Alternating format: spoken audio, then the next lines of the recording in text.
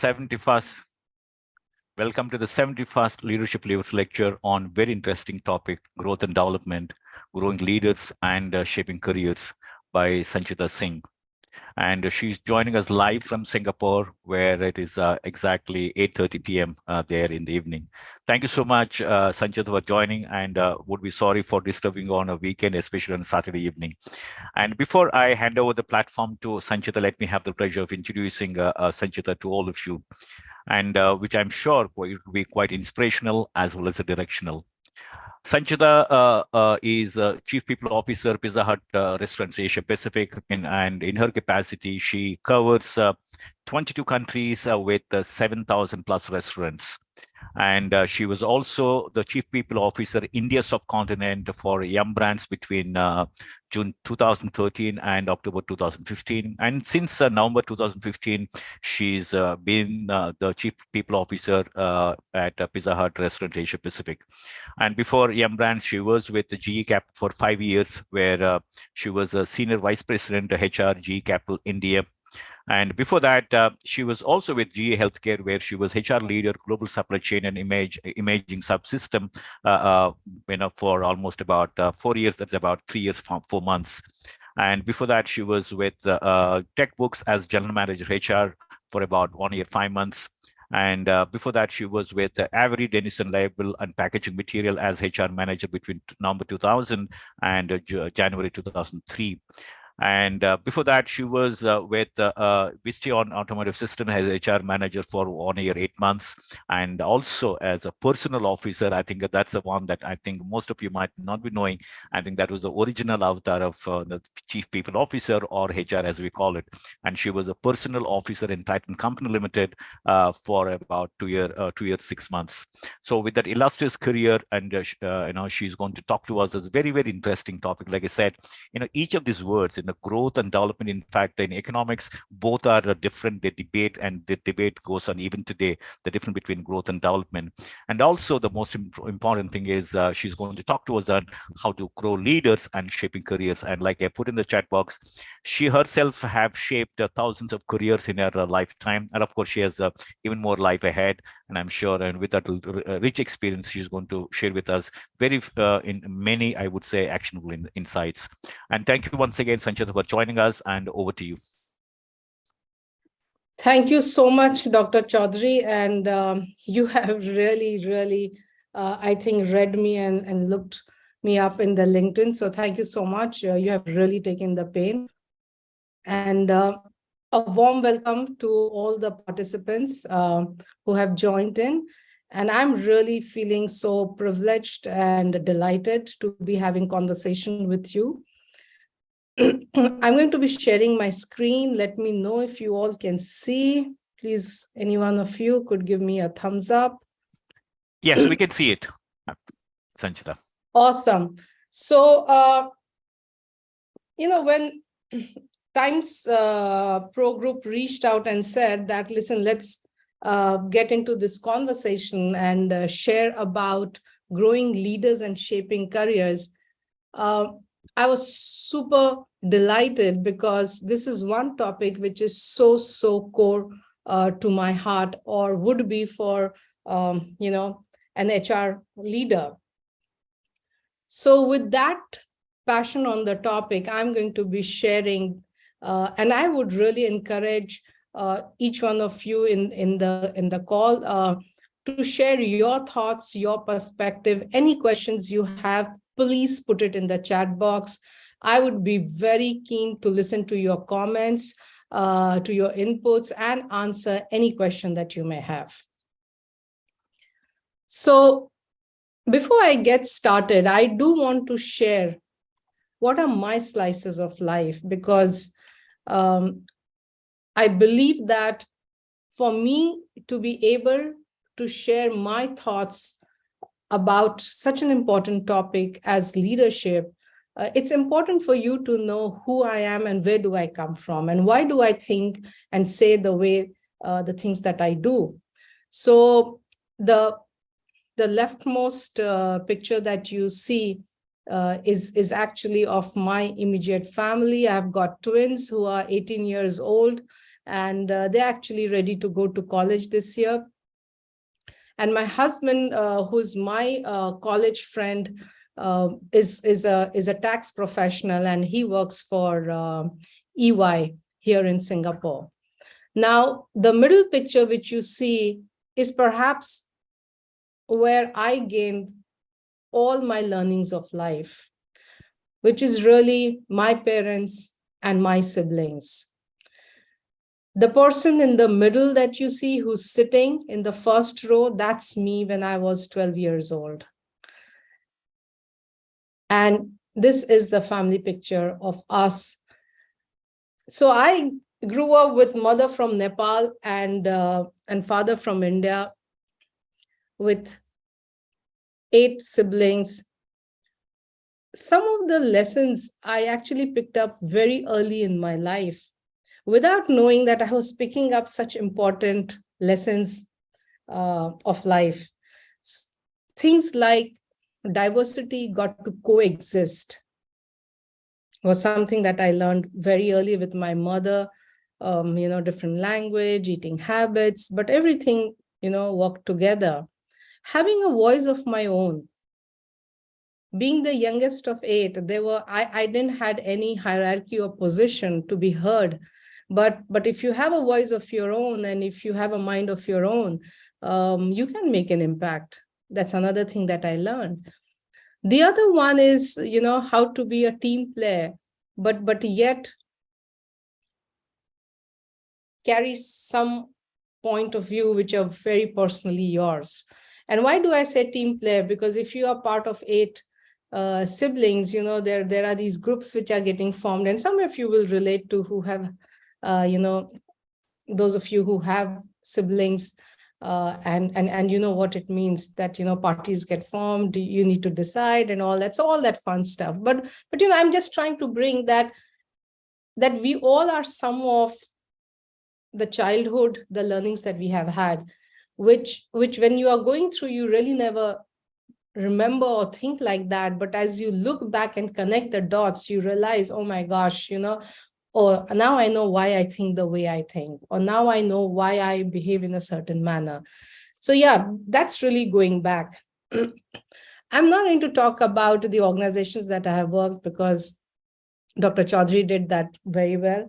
But I do want to say that my experience of 20 plus years in human resource has made me learn a lot, unlearn a lot, and then relearn a lot. And that has been the phase all through. And the most exciting part has been working with professionals like yourself, having those great career conversations and helping shape careers. So that truly has been the highlight. If someone was to ask me that, Sanchita, in these 20 plus years, what have you thoroughly enjoyed? I would say that has been really the core of having fun at work. So, when this topic came and we said that, okay, why is it so important? What is in it that makes the leaders say that we need to think about career? We need to think about how are we shaping our employees' career in the organization? Why? Why is it such a big thing? It is a big thing because what is the key point, or what is that one biggest cost that we all face today as leaders? We have all asked ourselves, what is it? Why is it so important? And it is important because, and please, I'll be happy to hear your inputs also. I would love to hear your comments on the chat box. So please feel free to put your thoughts as I share my thought on what is the biggest cost that we face as leaders today. It's mostly the opportunity cost, as I see.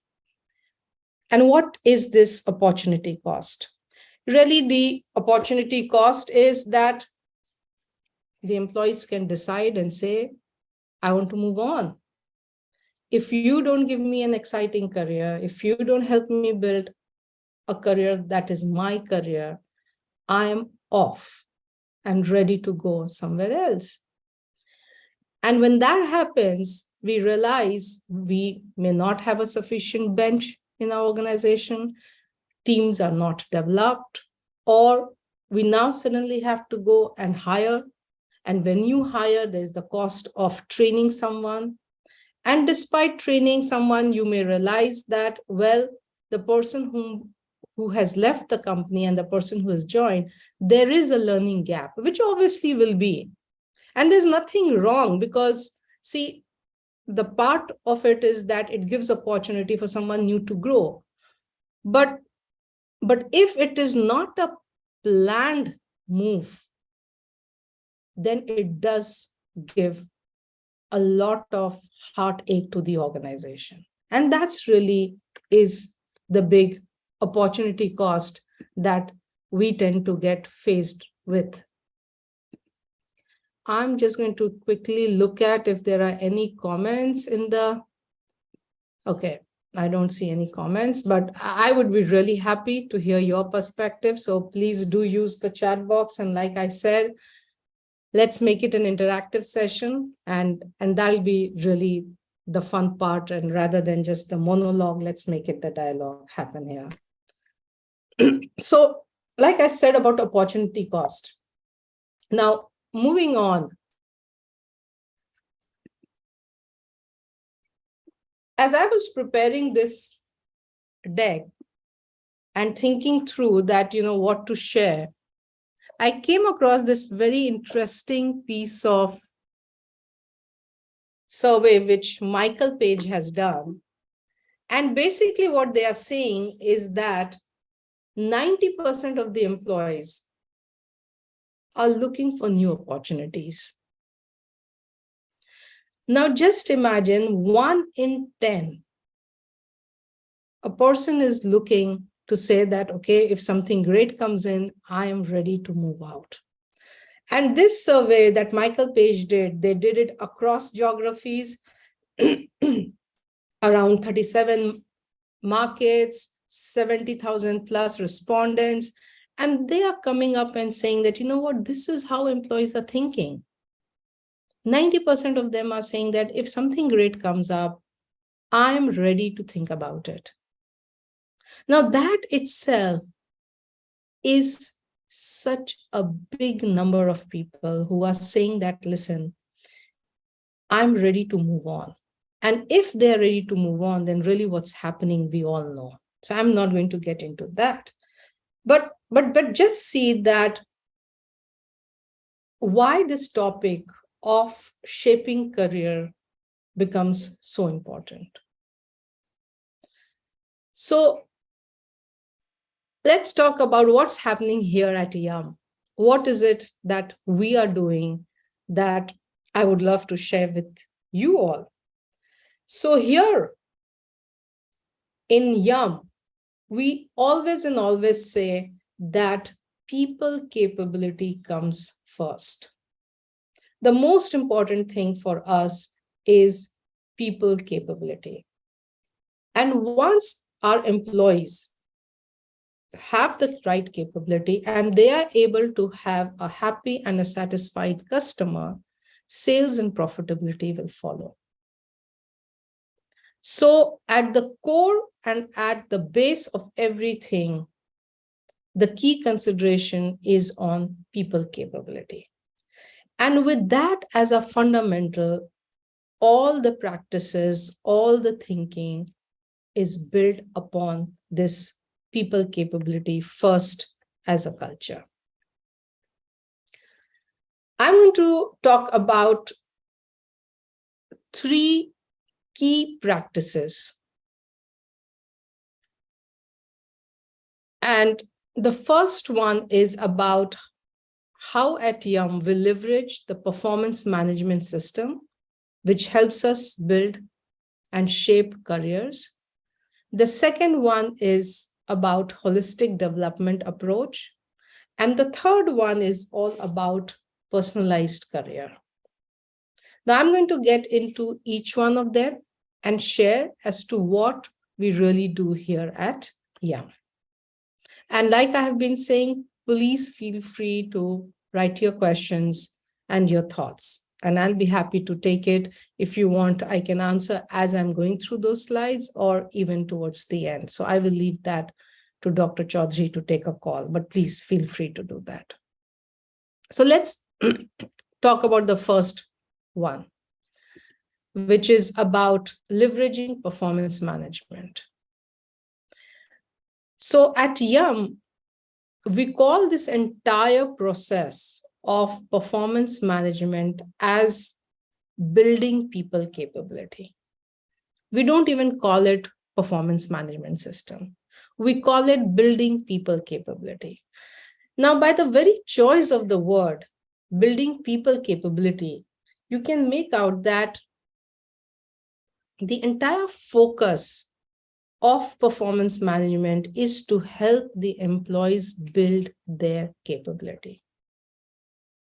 It's a continuous process. So the focus is not on saying that, listen, this is the time of the year, and at this time of the year is when you go ahead and you have the conversation, but it is to say, please make this a continuous dialogue.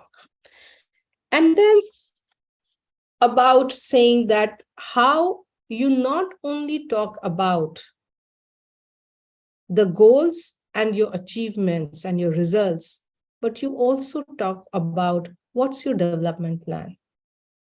What are the areas that you want to focus on and build your capabilities? What are the areas that, as an employee, we may think that, well, I did achieve my goal and I did have a great result, but I would want to build further skills on XYZ. That part is also an important and an integral part of building people capability. The third part is something which is very unique and interesting, and I don't know how many of you in your organization have this, is that we have a rating system which rates not only our performance, but also how we come across as culture leaders. So we get rated on culture. And there are definitions of culture on how are you, whether you are learning it, if you're new in the organization, or are you living it, or are you leading it? The entire focus is how do we get our people from learning stage to living it, and from living it to really becoming an example of it by becoming a leading at culture. So this part of building people capability, where the focus is not only on just achieve your goals and you get the rating, is also to say that we are thinking of you as an individual, as a person who has career aspiration, who would want to talk about their career and say, I want to become a people leader, or I want to, I want to be someone who is in technology team, or want to be a operations head, or could be any role that you would be doing, a finance person, but really how in your own part, in your own function, are you a culture leader? And if someone is not a culture leader, then why should the team be really rallying and saying that I love to work for my manager or my coach? And if we don't have those coaches and managers, then why would the team really stay back? So that's the first point of best practice that I wanted to share from YUM, is all about building people capability, which is the performance business management cycle. The second one that I want to speak about is this holistic development approach that we have, and that's on called smart heart and courage. So how do we, as an individual, as leaders, how do we approach our culture? How do we show up at work every day? What are the things that leaders are looking in the team? Or what are the things that if you were to see a leader walking in Yum, you would say, what are the things which are common in them? What's common in them is you would find smart, heart, and courage. The beauty of this framework is it's not either or, it's and. We are looking at individuals and leaders who have got smarts.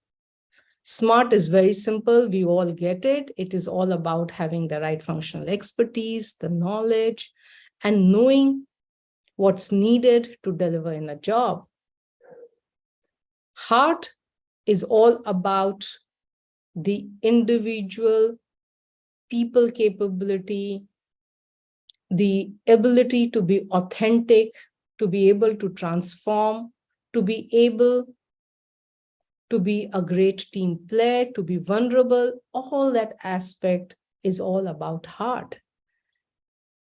And courage is, of course, something that's very, we talk very often about it, but perhaps one of the most difficult things that you find that many a times leaders don't show up with courage. Courage is also knowing that I don't know this, and I stand up and I say that I'm afraid to do this, taking the help of the team and saying, let's go for it together. So this entire framework, which is a holistic development approach about in building leaders, and that's how we lead our culture, is through the framework of smart, heart, and courage. Under smart, we do this training, which is all about leading with a growth mindset. A lot of you know the difference between a fixed mindset and a growth mindset, and I'm not going to talk in detail about that. You could read the great research, the work done by Carol Dweck on this, and she really knows, and she speaks about it. So it's hugely inspired by her thinking on fixed mindset and growth mindset. And then under heart, what we do is a very signature training of Yum, which is called Heart Styles. And this is the training which is very close to my heart amongst all the trainings that we do here. And the uniqueness about this heart style training is that it talks about character development. It talks about saying, let's forget about you as the HR leader or a person who is in finance or in operations or in development or in strategy. Let's just talk about you as a person. Let's talk about where are you in your own phase of growth and journey, your phase of development. Let's talk about how can you as an individual become a great person, become your best version. So it's a very unique thing where an organization is saying, I'm not bothered about giving you a training which will help you become great in analytics or in digital or in this, and hence increase the productivity. But I am interested in just helping build your character, your personality, and help you become a better version of yourself. Because if you become a better version of yourself, guess what? Again, people capability first, which will lead to a great customer experience, and customer experience will then lead to the others. So that's how it beautifully connects. And that's where at Yum, it's all about walking the talk. So if we believe in something and we say, we substantiate it with the framework, which is this framework of smart, heart, and courage. Let's talk about the third part of it, which is personalized career journey. Now, because of Yum having these 4 brands, we get this opportunity to work across brands. So that's one big advantage of being in an organization with multiple brands. Then work across geographies and also grow yourself by becoming the best coach. And that's where there's a huge focus happening in helping leaders become the best coach. Now, some of you may say that, listen, Sanchita, we are a single brand organization. So really this doesn't apply. Well, yes, working across brands may not apply, but working across functions may apply. And so every organization, every individual needs to see that to create a personalized career journey, what is it that can be offered? But for us here at Yum, because of the presence of these 3 strong pillars, what it really helps is that it helps individuals have a personalized career journey where one can look at horizontal and vertical career growths. And one doesn't need to follow a career path which is stated as, you know what, if you were to become this and then do another job, then that is the one that leads to success. No, there's nothing like that. Based on your requirement, based on your personal need, because every individual goes through a phase in life where their priorities are different. And we respect that and we understand. But that doesn't mean because your priority is something else, because let's say at this stage you are not locationally mobile, doesn't mean you are not supposed to grow in your career. You can still grow in your career by having some of your own personal need. And so this framework really helps individuals chalk out their own career plan and say, how do I continue to grow, but have a growth path which is very personal to who I am and to my requirements and needs.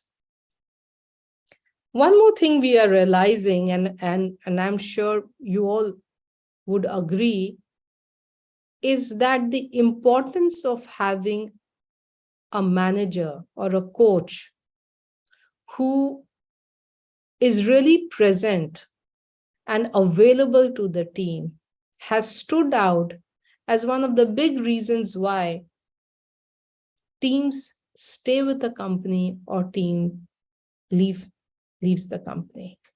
So employees are really taking these calls saying that, well, you know what, I really love working for this person. And so even if a great call comes, I might really go back to my manager and coach and say, hey, you know what, I'm getting this offer and I'm thinking about it. What do you think? If I have a great trusting relationship with my coach and manager, and my manager says, hey, I know it's a great role, but this is what we have been working for your career. And these are the things which are planned. Many times people change and they say, okay, I'm happy to stay back. But that's because they have a great relationship with their manager, with their coach, which is based on the fulcrum of trust, transparent conversation, where career conversations are happening. And people know that if my manager is saying that these are the things, then I can trust the person because organization will make it happen. But if those things are not there, then employees don't even think twice and they leave and they accept the new offer and they move. So there's a huge investment which is happening here at Yum to say, how do we help every coach become a far better coach than he or she is currently? So that's how the things are coming up on the 3 best practices that I just shared with you at YUM, starting from having a performance management system, and at the core of which is all about building employee capability, then the holistic development framework of smart, heart, and courage. And the third one is all about the personalized career journey. Any questions so far? Any comments? I'm going to quickly have a look and check. There are quite a few questions in the Q&A box, Sanchita. Maybe might like to take it up towards the end of your presentation, all of them together. Will that be okay? Sure. Absolutely. Okay. Yeah, sure. So with that, I'm really coming towards the end and say that if I were to look at my own experience of 20 plus years as an HR professional, and at the same time, if I was to look at my own career as an employee and say that, okay, I heard you, Sanchita, that at YUM, you do these best practices. Thank you for sharing. There are some practices, we will take it and we'll see if we can imbibe them and implement them in our own organization in our own way, or hope that someone does it. But what is it that I can do? What can I do as a person? How do I help build my career? Okay. So if that is the thing, that how do I build my career, then here are 3 things that I would say that you can do to own your own career. Number 1, have meaningful conversations which are aligned to your expectation. For some reason, this slide is not showing up in my deck, so apologies for that, but you'll have it later. So number 1 here is all about saying, how do I have meaningful conversation with my coach, with my manager, and whether my manager or my coach is asking for it or not, I, as an employee, would want to go and say that I am keen to having a career conversation. Here is what I want to do. And really put it in the calendar. Don't have conversations with managers only about what tasks they have given and what work have you done. Take your conversations beyond your goal and results. Make it your development and your career conversations. That is one thing that has helped me. And I have seen some great leaders whose careers have gone really far and fast are the ones who have taken the time to talk about their own career to their seniors. The second one is take time to upskill and build expertise and experiences for the roles that you are keen on. If you're keen on taking up a role in operations and you have never had an operation experience, time to do some lateral role or take up a role which is not as senior as what it is for you currently, but go and upskill and learn that expertise. Because that will go a long way in helping build your career aspiration. So that's the second one that I would say. And the third one, ensure that there are people in the organization who are your sponsors. Are you in their wallet or not? When they are having conversations, Do they take time and say, oh, are you talking about this person? Well, I want to personally vouch for her. I personally want to vouch and say that I have seen her in that project. I know the way she works. I know this expertise the person has. I have seen the person making a presentation or whatever. So, having a sponsor in the organization for whom your career is important and they are vested in your growth is extremely important. So basically, these are the three things that I would say at an individual level. Watch out by owning your own career. Number one, have meaningful conversations. Do not shy away. Even if your manager is not setting it up, please go ask for it. Number two, upskill, build the expertise and experiences which are required for you to get into your next role. And the third one, ensure that you have sponsors in the company, and for those sponsors, your career growth is important. So really summing it up and bringing everything together, I would say some questions for you, for each one of us to think is, where is the biggest problem in managing talent? Which area, what segment, what sector? The second one is, what comes first in your strategy? Is it about business growth or people capability? What's really important? Think about it. If it is only business growth, something to ponder. Because without people capability, business growth seems a little tough. And the third one is, what is it that I can do to unlock talent, both for myself and for the organization? How do I unlock this talent? So I'm going to leave you with these three big questions to think about. And with that, I'm open to all questions. Thank you, Sanchita. Absolutely pleasure. Like I said, we have quite a few questions. Let me start with your permission, the first one. And can I, Sanchita? Yes, please. Absolutely. Great. So this is the question from Mr. Pradeep Joshi. His question is, if two of your subordinates are having ego clashes and both are really important part of the team, then what methodology to be adopted to resolve it? Thank you, Pradeep. I'm sure that's a quite often sight.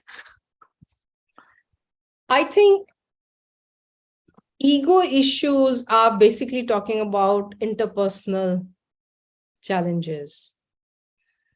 And it's something that as a coach, we need to have, with the best of the people, you need to have some tough conversations and say that this is an ideal example where one may be great at work, but if culture is not there, then there is a problem.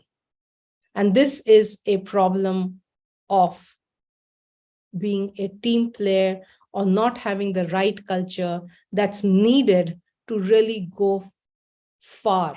We say that you can go fast by your individual brilliance, but if you want to go far, you need a collective brilliance. So I think it is time to have some of those tough conversations with both and say that, listen, I need both, because it's not about just fast, it is about going far. And for going far, it's the team. So I would say it's time to have some serious conversation as a manager. Thank you, Sanjita. This is more of a perspective from Ranjan and not as a question. But Ranjan, if you're there, if you still want to add, most welcome, right? Her question is, perspective, I would like to share my thought is no matter what employee is thinking about new opportunities, but it does matter what we bring a leader converting their actions in, I think, retention. Thank you, Ranjan. If you're sharing a perspective, if you have any specific questions, please let us know. We'll be more than happy to take it. Right. Let me move on to the next question. This is from Sunil Kumar Gajjala. And his question is how to develop leadership qualities in students, especially engineering graduates. Thank you, Sunil. Like I said, I think, there's a reason why I shared with the story of my childhood and growing up. The reason why I shared that is that leadership learnings are learned through all phases of life. And for sure, in college time, for sure. Now, the big thing is, and I always, when I was in G, we were told that what you measure is what gets delivered. So the first question is that for your batch of engineering students or anything, it could be, it could be engineering, it could be school, it could be any. What is it that we are trying to build? First, that needs to be very clearly shared and explained. Number one.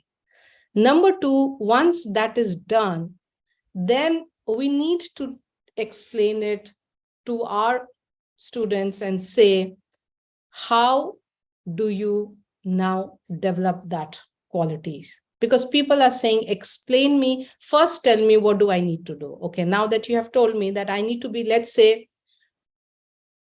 I need to be an agile thinker because I'm an engineering student, okay?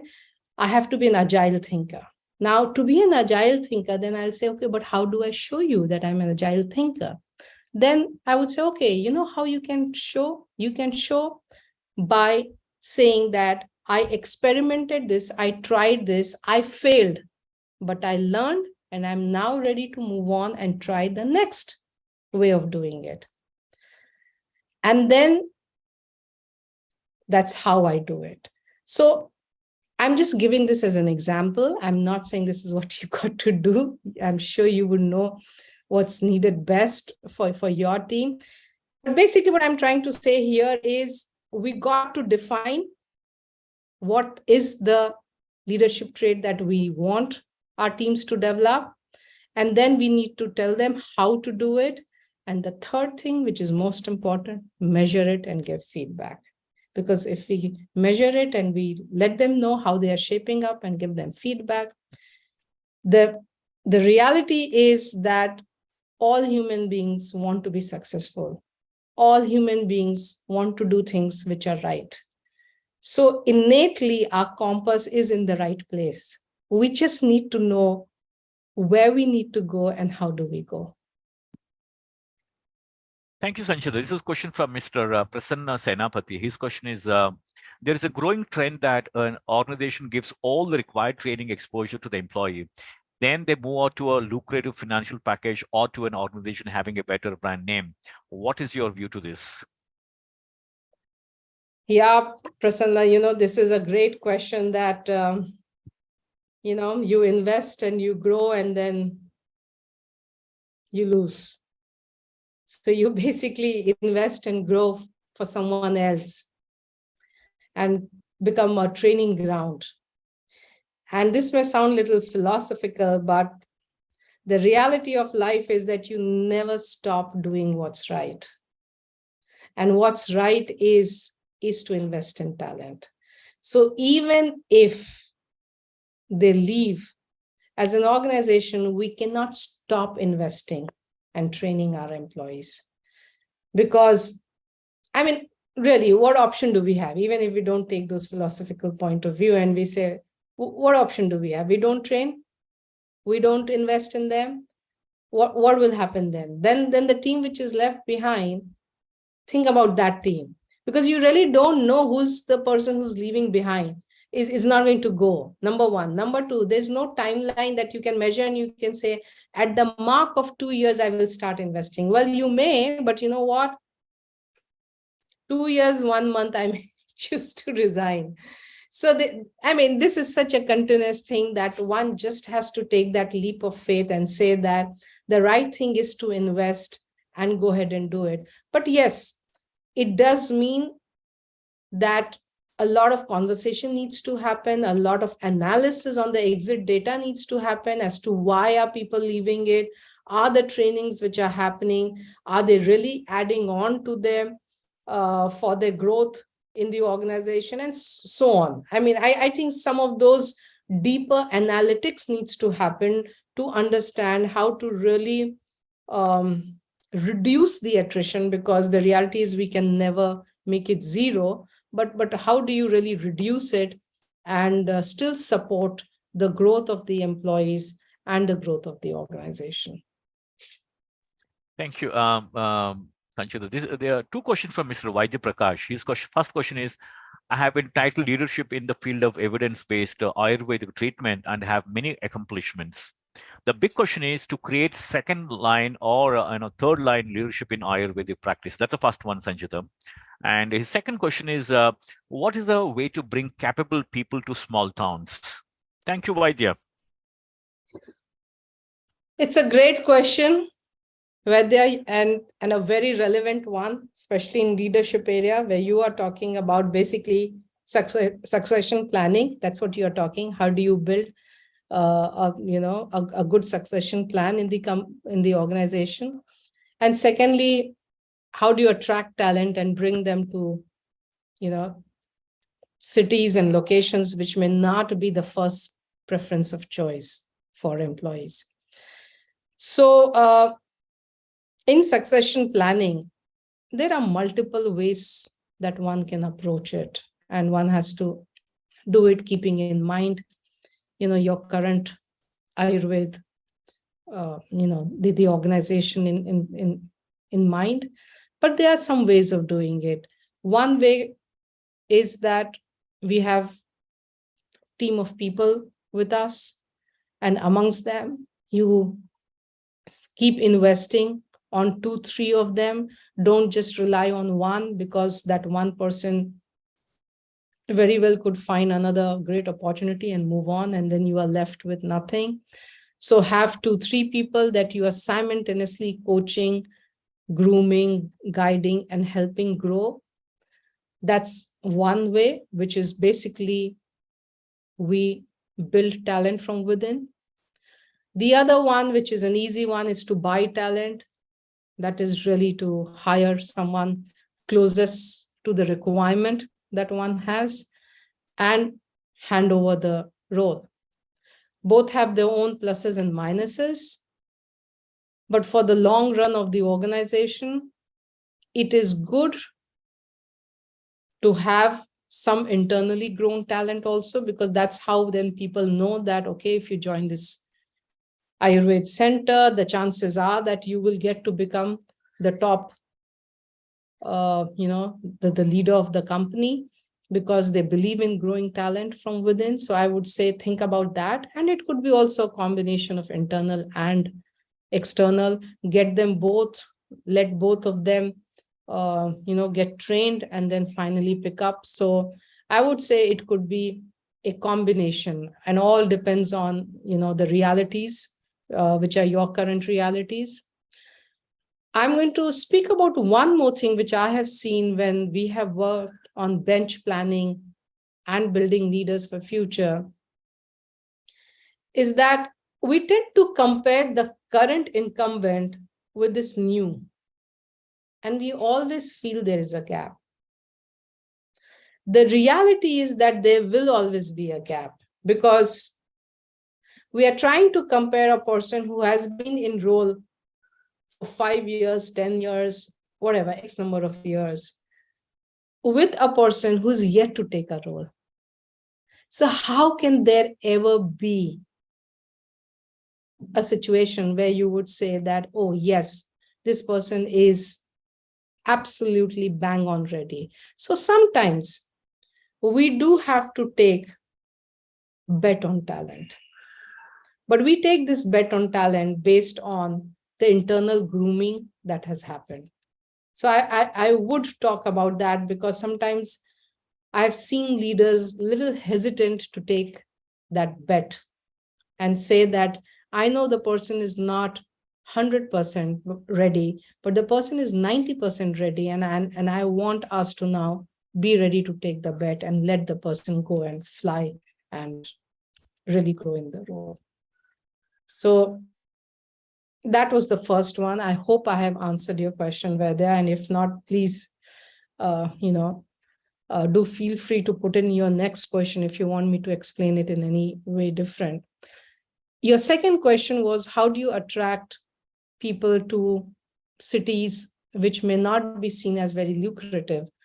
Well, multiple researchers have shown that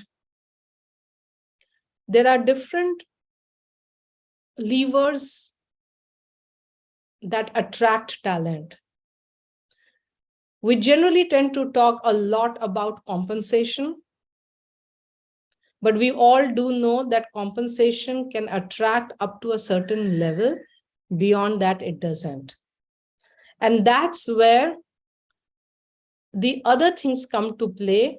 Other things that come to play could be, how relevant are your benefits to the requirement of the person that you are getting? Because many a times what happens is, as organization, we say, here are my benefits. I will give excellent insurance policy, and my insurance policy covers your spouse for XYZ, your kids, and all this. And then you look at the talent and you realize the talent looks at you and says, I'm single. What's the use of this benefit for me? And then you say, well, now what do you do? So that's where I always encourage leaders and as an HR person to say that when we are offering benefits, think about, is it really relevant to the individual? If not, then we need to be little creative with our benefits. I'm not saying go flaunt your company policy, don't have respect for it. No, that's not what I'm saying. But I'm saying there has to be a thought in which the benefit has to be really a benefit for the talent. So think about creative ways of really supporting through the right benefits. The third part is, what's next for the individual? I have a lot of people who say that, okay, you know what, Sanchita, I'm ready to take that role as a challenge. But tell me what happens after that. Do I get that big role after that? Or are you telling me that I go and after that it's a dark hole for me? I think those are really great conversations that people are asking. And if we can have those honest and transparent conversation and say that you do that role and that sets you up for a very different career trajectory, then people are saying, okay, you know what, I'm ready to take up that assignment. So I would say, think about having some of those conversations also as to what possibly could be the next. And fourth is something which is now connected back to the values and the culture of the organization, is really trying to find an individual whose values connect with the organization. And somewhere, if it's an Ayurvedic center you are looking at, and if you are really looking at making an impact in the lives of the people, then it's also important to understand as to what is the purpose of that individual. What's the bigger purpose that the person is looking or going after? And if that bigger purpose of the individual doesn't align with the organization's bigger purpose, then sometimes even the best of the people, you have to be really happy to just tell them best of luck and let them move on, because it's not the best for the organization. And there's nothing wrong. Different individuals in different phase of life are looking for different things. So we just got to respect that. Thank you, Sanchita. I think I'm sure you must have got a lot of insights from the response. Now, this is a question from Mr. Farhan Siddiqui. His question is, what in your opinion must be the training and opportunity to make an employee stay at a workplace to benefit both the employee and the organization, a win-win situation? Thank you, Farhan. I think some of it has already been addressed by Sanchita some time back, but nevertheless, over to you, Sanchita. So Dr. Chaudhary, so that I've understood this question, um, what is His question is, what, in your opinion, must be the training and opportunity to make an employee stay at a workplace to benefit both the employee and the organization? And I think, like sometime back, you were saying that, what if after getting trained, he or she leaves the company? So, yeah, yeah. Yeah, so first and foremost, as they say that when you go to sell a product in the market, you got to do a deep study of the segment to whom you are going to go and sell, as to what that segment is really looking at, and what are the unique selling points of your own product. So similarly, training is something that before we go and train our employees, we got to really have a great understanding as to what is it that our team is really looking for, what kind of a training. Are they looking for soft skills training, leadership training, or are they looking for functional expertise training? What is it that they're really looking for? Because imagine if people are looking for leadership training and we end up giving them functional training, and we may get the best of the best functional leaders, but it's not going to make an impact. So I would say it's really, really important to know the audience, to hear from them, is to talk to them, and really build a plan, knowing very well as to what is the requirement that the employees are saying that they want. Now, that's the part of hearing from the employees. The second part is, what does the organization need? Because employees may say, I want, I want to really build up a great flying skills, but we are not in aeronautic business. So, what do I do? What use is this training for? You may say, well, yeah, that's very fair.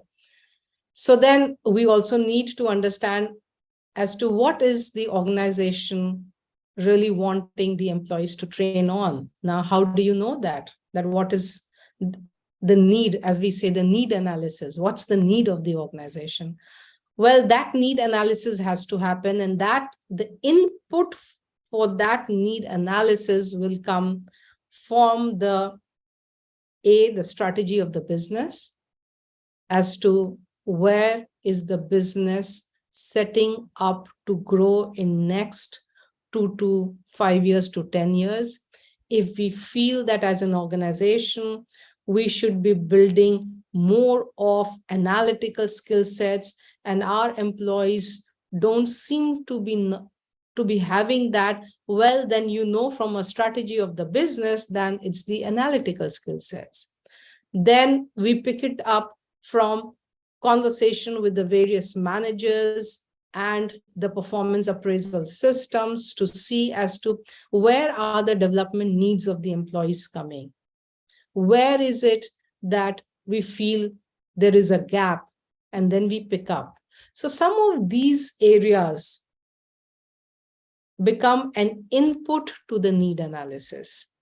Then what we do is we do organizations need analysis.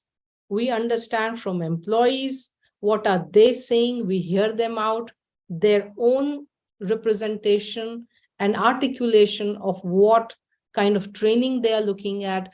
Because an employee might be looking at a training that she or he needs for the current job, and may also look for something for the future job.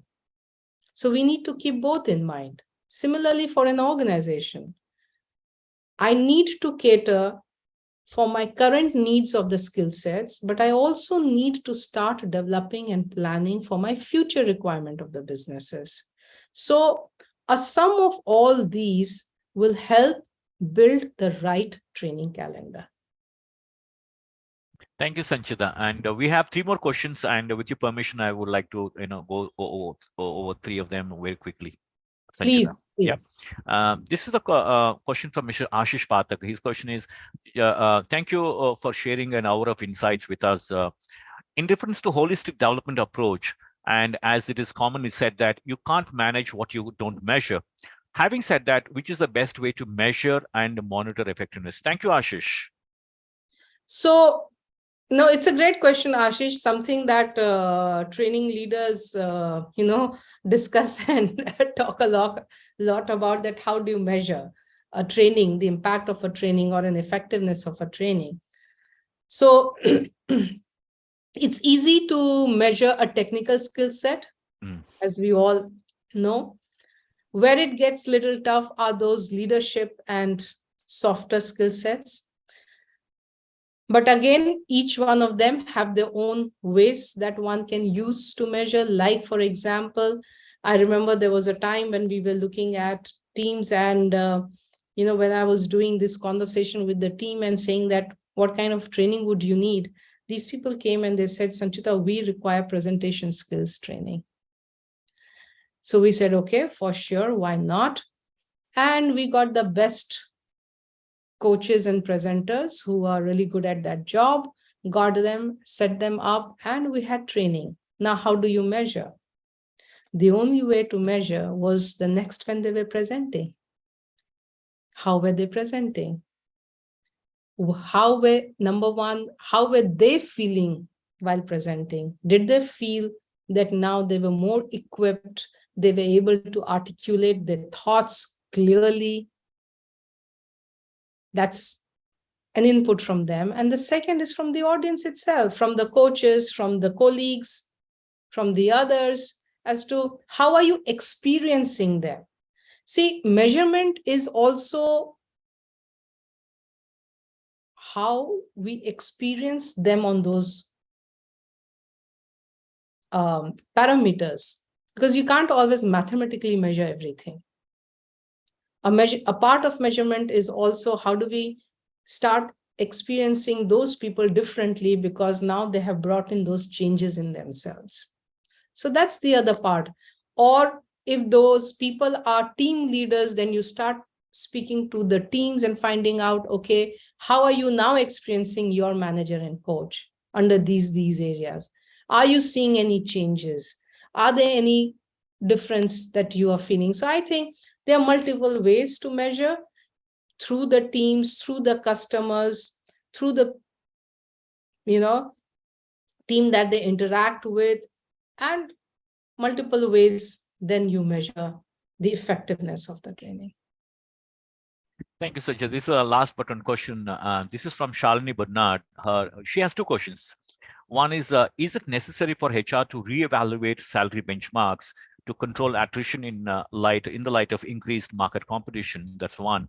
The second question is currently facing difficulties in managing employee retention, and most employees are in it because of the financial benefits. How to handle such a crisis? Thank you, Shalini.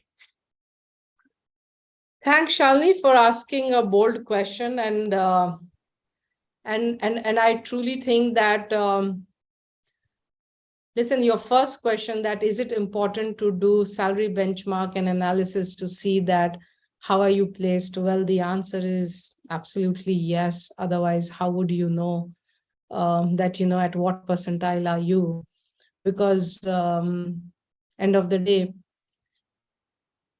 we have to be competitive in the market.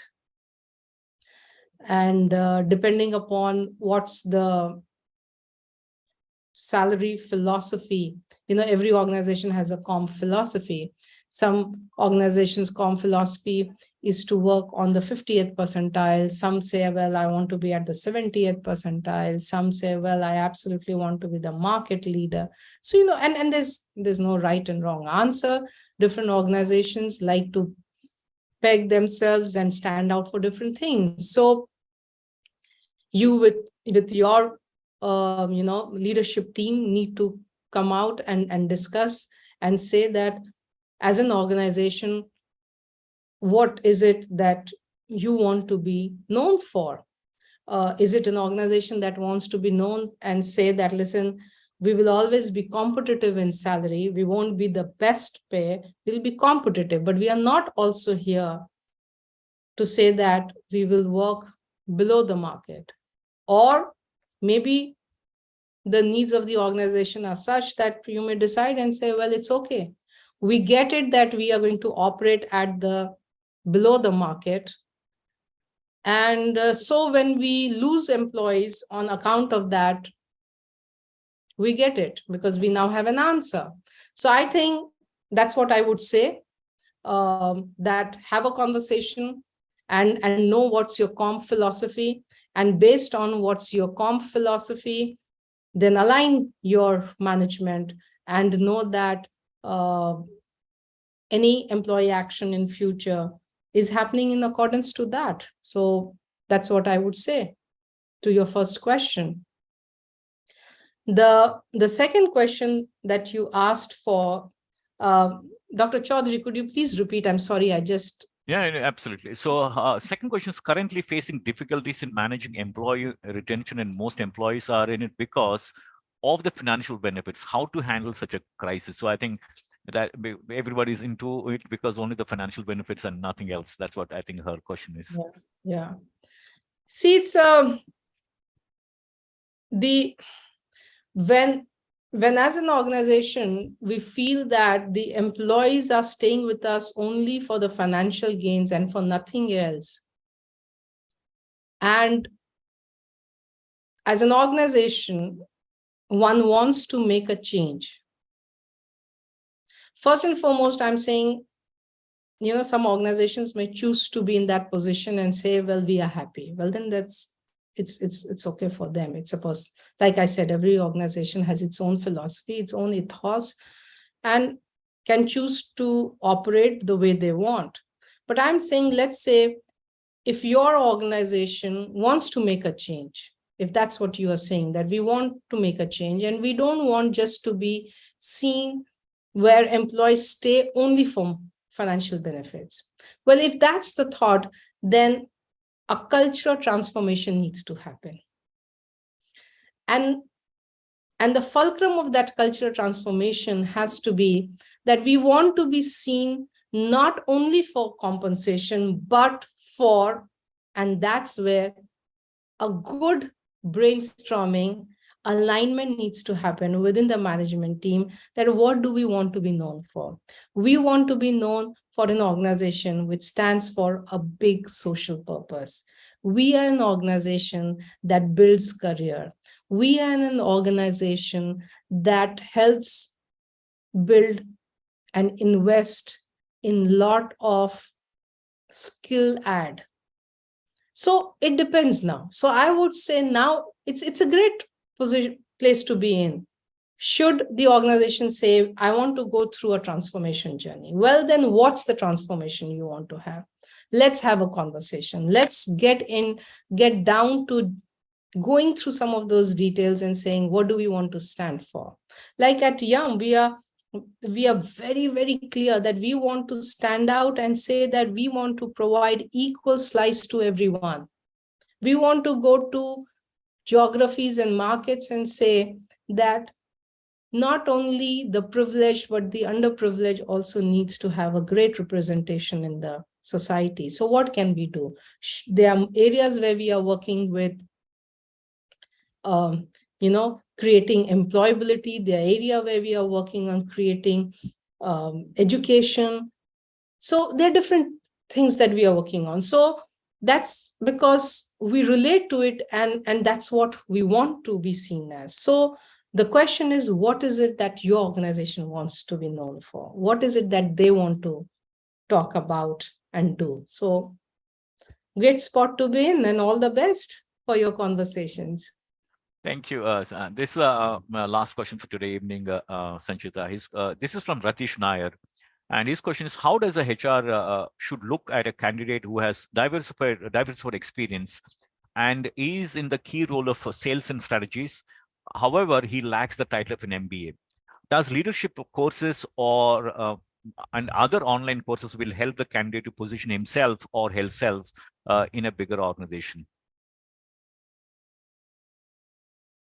A very tricky and a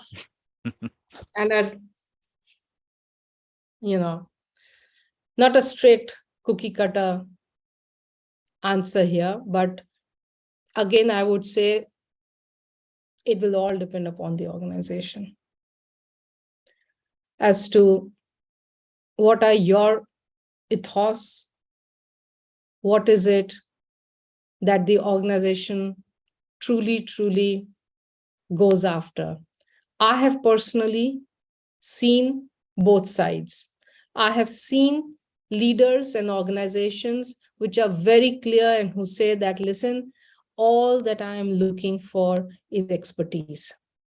I want the best person. I do not care where they come from, which college, which pedigree they have. But for me, what's important is that they are the best in that job. And if they are, let's just get there. That's perfectly fine. And here we are talking about people whose all other things are great. We aren't talking about any compromise on anything. Okay. So they are great on their integrity, everything bang on. We're just talking about here a pedigree. So that's great. But there are organizations who are very clear that, listen, we only go to these MBA institutes to hire. We only go on day 0. We don't even go on any other day. We want to get the cream from a particular with a particular pedigree. Well, then that's what it is. Now, like I said,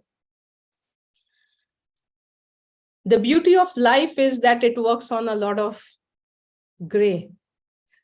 There's not everything is straightforward white and black. There's a lot of gray that we operate in. So depending upon what's the organization ethos, I think it also calls for a great conversation with the management team and saying that, listen, what are we really looking for? What do we really want to do? And then go for it.